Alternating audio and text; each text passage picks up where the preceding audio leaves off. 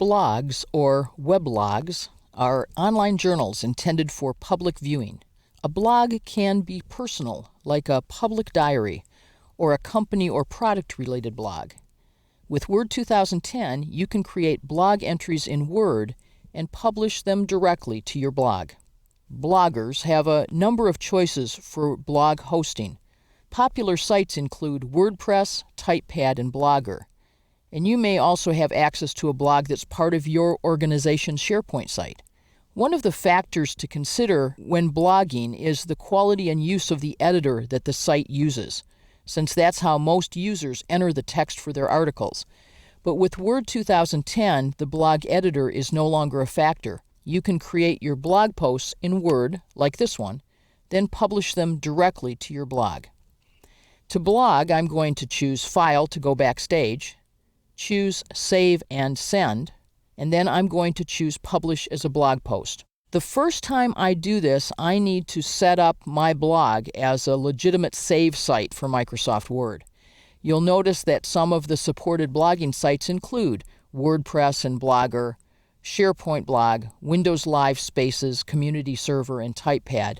So I'm going to click Publish as Blog Post, and I'll be prompted to register my blog now. So I'm going to choose Register Blog and choose my blog provider. Now, just because your blog provider isn't listed does not mean that you'll be unable to publish from Word. Simply choose Other. But I'm going to choose WordPress and click Next. Now I need to include my URL, and it goes in the center here. So my URL is justginny.wordpress.com. I need to type my username here, and then I need to type my password.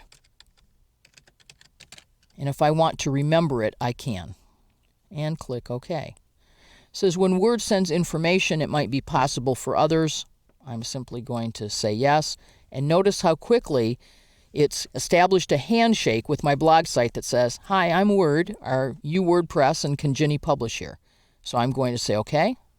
And now I'm in a blog post. Notice that I have a new document that's a version of the document I was in, and it asks me to enter my post title here. I'm going to just delete it out of my document and enter it.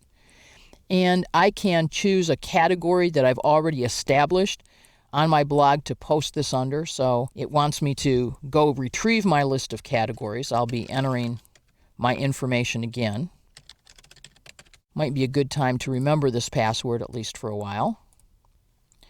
And I have a list of categories here that I created previously. This is actually uncategorized.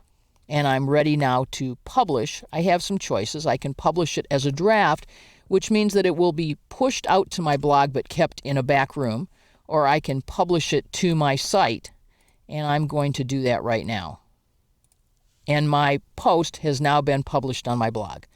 Let's go take a look at it. I can close this document, but first, I might want to save this because one of the things that I like about publishing my blog in Word is that I have the opportunity to save my posts here locally.